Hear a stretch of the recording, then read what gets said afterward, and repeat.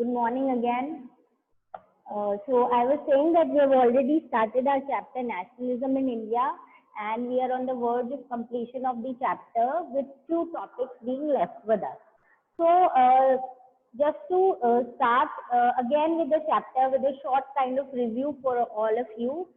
The first thing that we did was actually what do we mean by nationalism, and then we started with the problems that the Indians were facing during the First World War, and then finally coming of Gandhiji and starting of Satyagraha movement, then the Rowlatt Act, फिर Jallianwala Bagh massacre, उसके बाद कैसे non cooperation movement start हुआ जिसमें Muslims को add किया खिलाफत movement के साथ.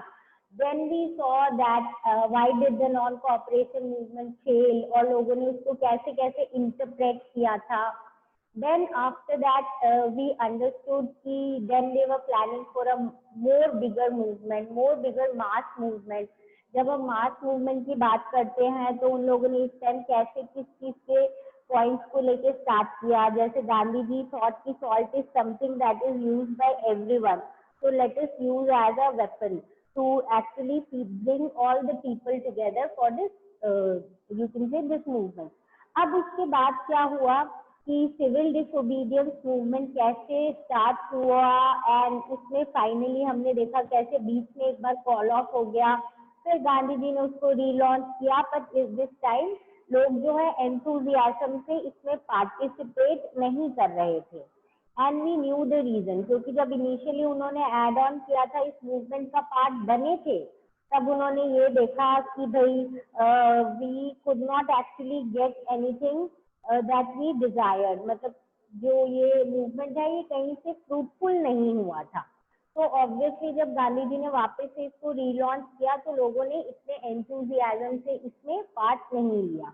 And then we did how did the different section participate, जिसमें हमने देखा था rich landlord, poor peasants, then you can say the rich industrialists who were prospering during the First World War.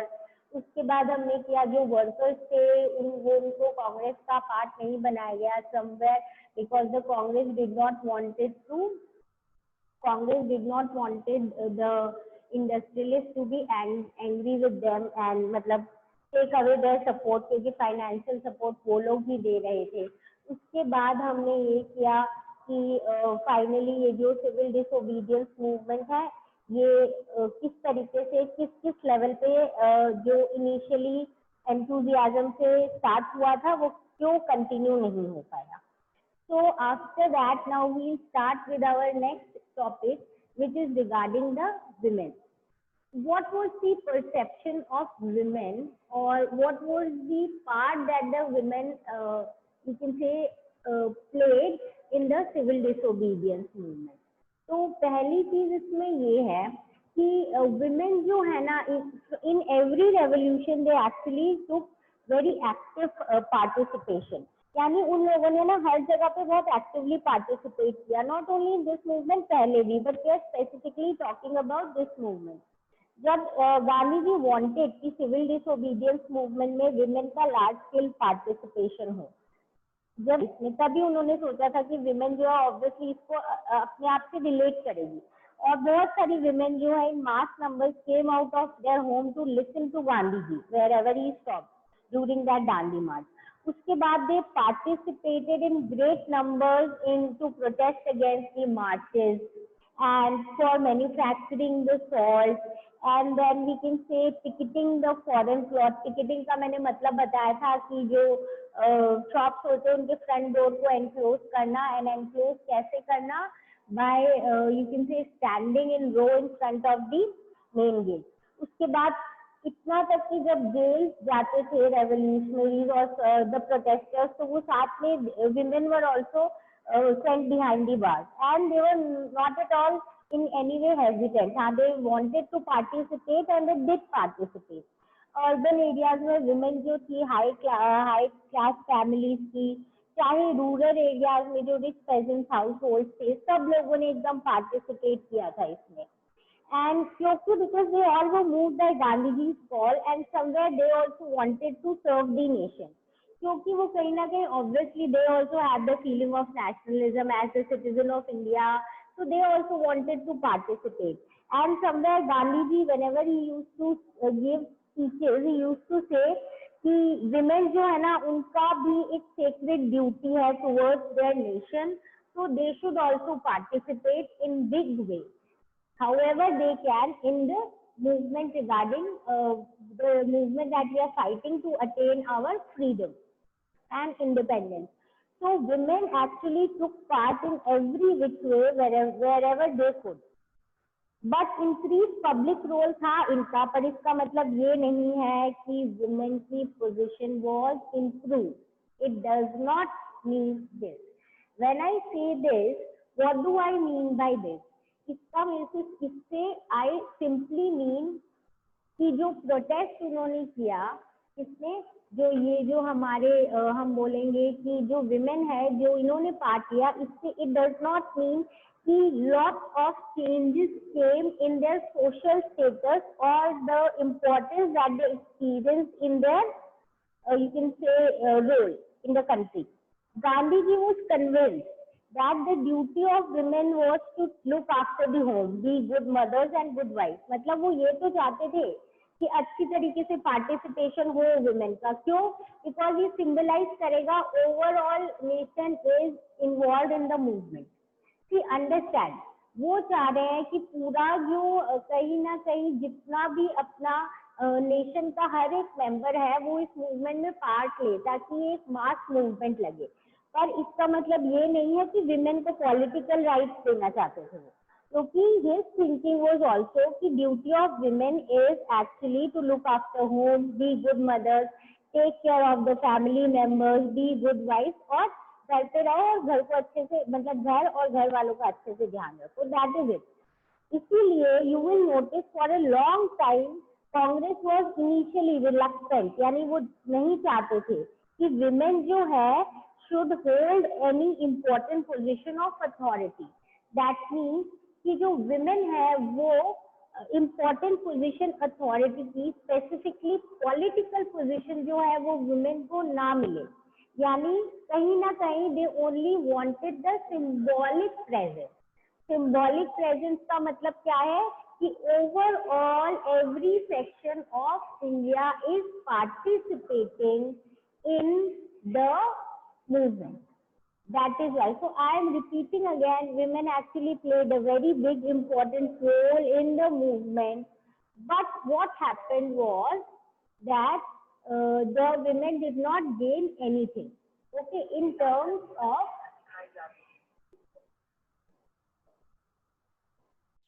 okay class.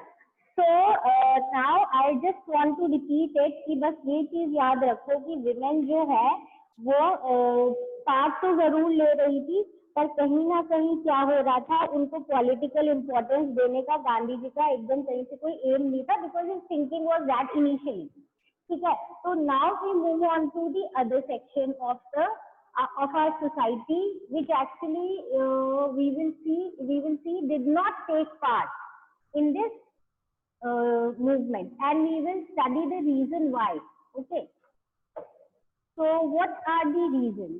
The first thing that we will understand is the people who did not take part in this were the untouchables, the so-called untouchables. Now, why am I saying untouchables? जो हम जिनको अब भी you may be knowing the so-called lower section of our society, जिनको हम शूद्रास और दलित कैसे बोलते हैं, these were the people who were actually not included in the non-cooperation, in the civil disobedience movement initially. You can say it was not that they were not included, but actually they did not want to be part of it. क्योंकि 1930 में basically जब इनको untouchables और इनको दलित और oppress कहा जा रहा था, ये कहीं कहीं अपने को कांग्रेस से रिलेट नहीं कर पाते थे. Y?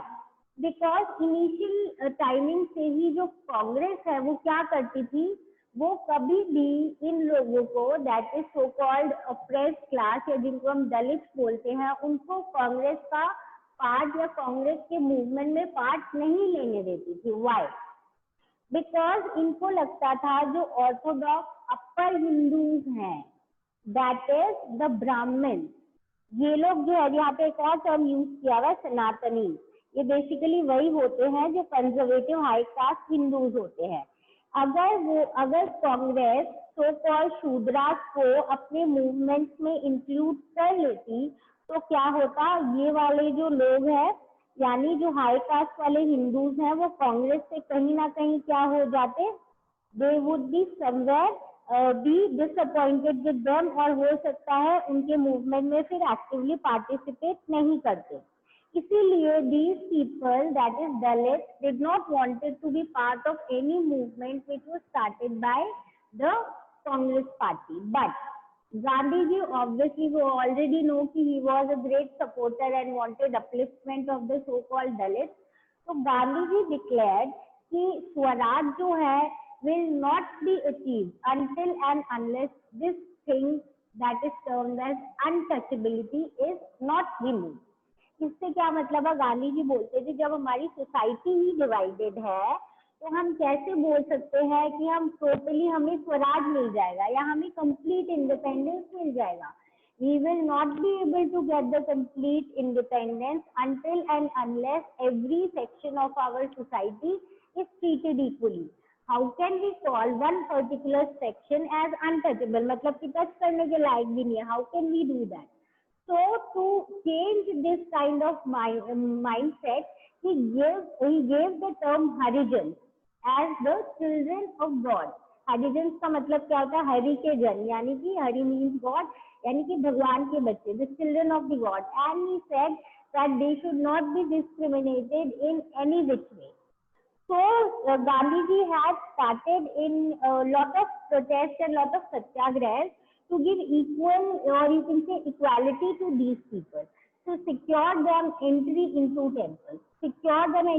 temples. If you remember or if you know कि initially इन लोगों को जो so called जिनको अनटचेबल्स बोलते थे, इनको ना तो वो लोग टेम्पल्स में एंट्री करते थे, इनके लिए वेल्स अलग होते थे, विलेजेस में जनरली इनके रहने की जगह भी एकदम कॉर्नर्स पे होती थी, और they were not allowed to use many of the public places, चाहे रोड हो, स्कूल्स हो, मतलब इनके अलग ही रास्ते होते थे। तो गांधी जी ने बहुत ज्यादा इसमें सत्याग्रह किए था ताकि इनको एंट्री इनटू द टेम्पल्स मिल जाए, पब्लिक वेल्थ जो सबके लिए है वो ये भी यूज कर सके, चाहे वो रोड हो, स्कूल्स हो, nobody should be actually denied the right to go to school or travel on particular road on the basis of their caste. तो इसके लिए गांधी जी ने बहुत ज्यादा सत्याग्रह किए थे। He himself cleaned toilets to dignify their work. यानी इफ यू रिमेम्बर, ये जो सो कॉल्ड अनटचेबल्स होते हैं ये बेसिकली क्या काम करते थे, ये यही करते थे कि दूसरों को सर्विस से रिलेटेड चीजें देते थे, यानी service sector. If you know, चलो briefly let us talk about the, you can say the caste system, the varna system of India, जिसमें ब्राह्मण्स जो है it was considered that they will teach Vedas and the other things to the people. I am talking about when this whole system of division of the society started. So Brahmins जो है वो भाई sacrifices करेंगे, they were considered as the, you can say, intermediate person between the god and the common people. Second थे क्षत्रियाज, ये वाले अपने warrior class होते थे, किंग्स एंड द सोल्जर्स।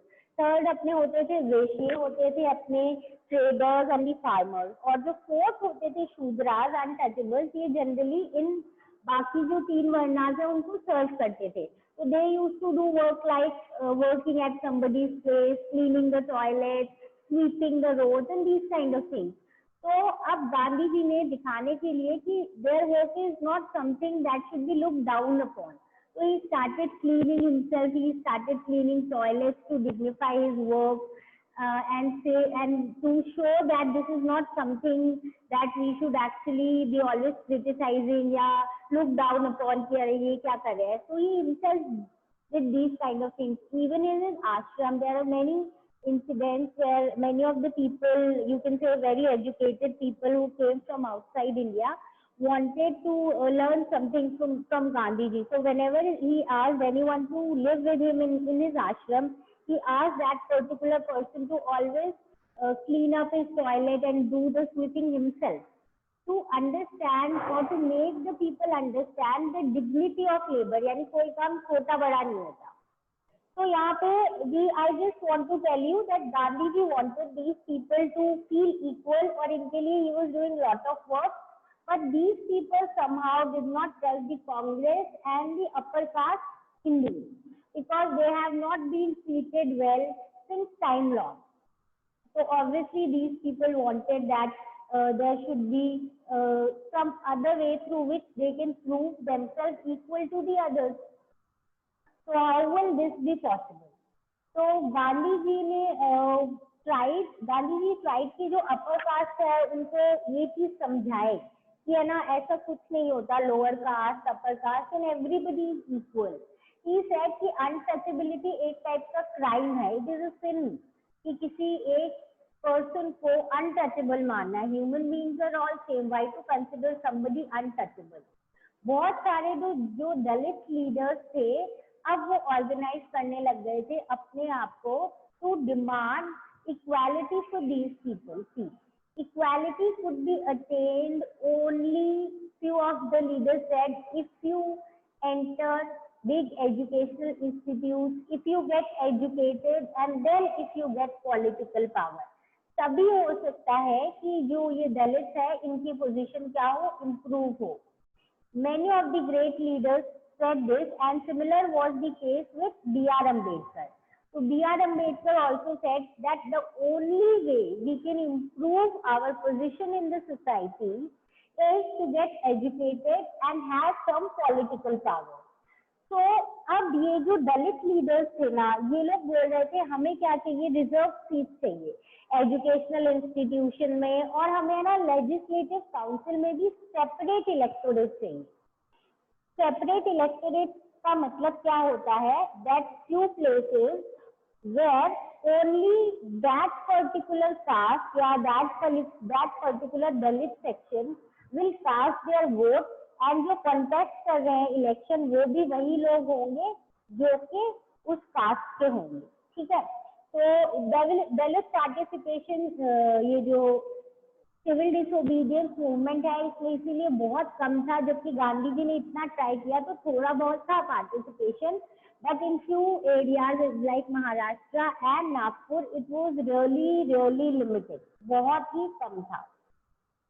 अब अगर अपने देखें कि फिर जो ये दलित लीडर्स थे ये जैसे मैंने बोला सेपरेट इलेक्टोरेट की बात करने लग गए थे. B.R. अम्बेडकर ने क्या किया, दलित को ऑर्गेनाइज किया इनटू डिप्रेस्ड क्लास एसोसिएशन 1930 में.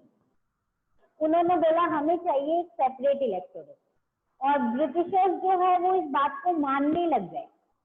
नाउ अंडरस्टैंड, ब्रिटिशर्स ने क्यों माना था, कहीं ना कहीं वो सोच रहे थे अच्छा इंडियंस डिवाइड हो रहे हैं तो हमारे अगेंस्ट जो है इतने बड़े नंबर से they will not be able to fight against us in big number. So Britishers said okay, because this was something that was given by the Britishers कि भाई किसको separate electorate मिलेगा या reserve seat मिलेगी. So British said okay, we agree with this. But after that what happened, that Gandhi ji said that I will begin fast unto death. यानी जो बोलते हैं ना आमरण अनशन, आमरण अनशन का मतलब होता है कि I will not have food even if I die. मतलब मैं फास्ट करूंगा चाहे उसमें उस टाइम पे नहीं खाते हुए चाहे डेथ भी हो जाए, पर ये जो है सेपरेट इलेक्टोरेट ये मैं नहीं होने दूंगा. So obviously when Gandhi ji took such a big step, तो फिर B.R. Ambedkar gave up his point of separate electorate and he said कि ठीक है we will accept the point of reserve seat. Gandhi ji ये बोल क्यों रहे थे, वो बोल रहे थे अगर सेपरेट इलेक्टोरेट हो गया ना तो दलित को इंडिया की सोसाइटी में एक साथ मिलाना और इक्वालिटी देना और मुश्किल हो जाएगा, बिकॉज वो हर चीज में अपने को अलग ही मानेंगे, अपने अलग राइट्स होंगे, अपने अलग इलेक्शंस होंगे. तो obviously it will slow down the process of integration of the Dalit in the Indian society. So Ambedkar finally agreed to Gandhi ji in the Pune Pact of September 1932, and they agreed finally कि ये जो depressed class है, that is the scheduled caste, इनको reserve seat देंगे। Reserve seat में क्या होता है, जो लोग वोट देंगे वो तो सारे सेम होंगे, बट जो उस एरिया में, स्पेशली ऐसे एरिया जहाँ पे ये शेड्यूल कास्ट और शेड्यूल ट्राइब ज्यादा है, यहाँ पे स्पेशली शेड्यूल कास्ट की बात है, तो वहाँ पे इलेक्शन कॉन्टेस्ट जो है वो एक शेड्यूल कास्ट का मेंबर ही करेगा, और जो वोटिंग है वो सब लोग करेंगे। तो रिजर्व सीट उनकी हो गई थी कि इतनी परसेंट जो है वो रिजर्व सीट है for the schedule caste people, and on this thing settled a bit. तो ये जो पॉइंट हमने स्टार्ट किया था ये यही था कि जो ये दलित है, they did not participate actively in civil disobedience movement because somewhat they thought that जो ये इंडियन हम बोलेंगे जो Hindus are caste and the Congress party is not supporting us from the very beginning, so they were always apprehensive, मतलब always doubtful, dilemma में थे कि क्या ये हमारे डेवलपमेंट के लिए कुछ करेंगे या नहीं करेंगे, एंड सो ऑन। अब क्या हुआ हम ये देखेंगे, एक और सेक्शन जिन्होंने बिग वे में सिविल डिसोबीडियंस मूवमेंट में पार्ट नहीं लिया वो कौन थे, वो थे Muslim. Now if you remember non cooperation movement में जो हमने किया था कि ये जो लोग हैं कौन मतलब जब खिलाफत मूवमेंट के लिए प्रोटेस्ट कर रहे थे तो गांधी जी ने खिलाफत मूवमेंट और नॉन कॉपरेशन को साथ में ला लिया था ताकि ये एक बिग मास मूवमेंट बन जाए, और ऐसा हो भी गया था। बट अब क्या है, धीरे धीरे सिविल ये जो मुस्लिम ऑर्गेनाइजेशन है ये सिविल डिसोबीडियंस मूवमेंट को इतना ज्यादा सपोर्ट नहीं कर रही थी, क्योंकि जब वो मूवमेंट फॉल ऑफ हो गया था और खिलाफत मूवमेंट करने के बाद कुछ अच्छा इनको रिजल्ट नहीं मिला, कोई फ्रूटफुल रिजल्ट नहीं मिला।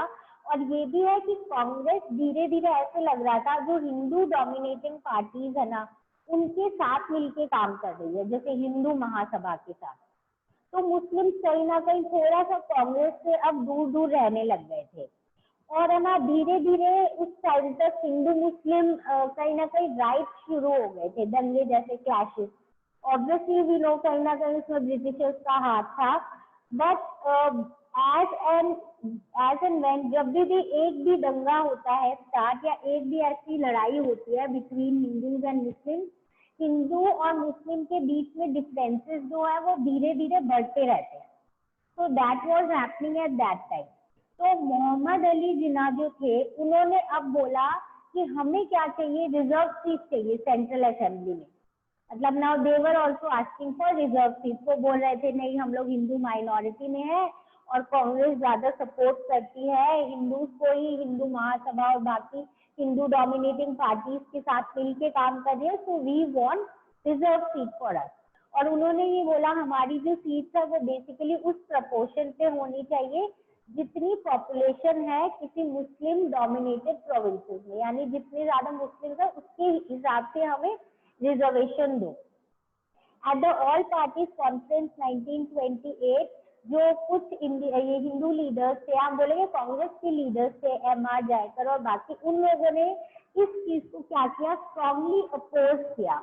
उन्होंने बोला कि मतलब this should not be done again. India में डिवीजन बढ़ता रहेगा जितनी ज्यादा हम रिजर्वेशन करते रहेंगे, और हिंदू मुस्लिम तो ऑलमोस्ट दे वर सेइंग ऐसा कोई इतना कोई प्रॉब्लमैटिक सिचुएशन नहीं है, और हम क्यों उनको और डिवाइड करें on the basis of religion या on the basis of population. तो जब सिविल डिसोबीडियंस मूवमेंट स्टार्ट हुआ ना तो एक डिस्ट्रस्ट और सस्पिशन था। हिंदूज और मुस्लिम अब तक एक दूसरे पे उतना ट्रस्ट नहीं कर पा रहे थे जितना वो लोग पहले कर रहे थे। उसमें कहीं ना कहीं क्या हो गया था, उनकी कंफ्यूजन हो गया था। And confusion in what sense, confusion की मुस्लिम्स को लग रहा था कि ये लोग अगर जीत भी गए तो हो सकता है हमें इसमें पावर्स ना दें, और मुस्लिम्स और हिंदूज को लग रहा था ये लोग अच्छे से पार्टिसिपेट करेंगे या नहीं, अलग से रिजर्व सीट्स मांग रहे हैं इसलिए। तो मैनी मुस्लिम लीडर्स और इंटेलेक्चुअल्स जो थे वो कहीं ना कहीं वर्डिड थे। They were actually thinking in that point of view कि मुस्लिम जो है वो नंबर में कम है इंडिया में, तो कहीं अगर हिंदू डोमिनेट हो गए तो कहीं वो हमारे कल्चर को, हमारी जो सिस्टम है उसको सप्रेस करने की कोशिश ना करे। That is why they said that we wanted a different kind of you can say reserve seat. उनको ये डर लग रहा था कि हमारी कल्चर, हमारी आइडेंटिटी जो है कहीं ना कहीं वो जो मुस्लिम, ये जो हिंदूज हैं, ये कहीं ना कहीं उसको टोटली क्या ना कर दे, सप्रेस ना कर दे. So to wind up the limitations of civil disobedience movement, we can say that there were few sections that did not participated wholeheartedly in this movement.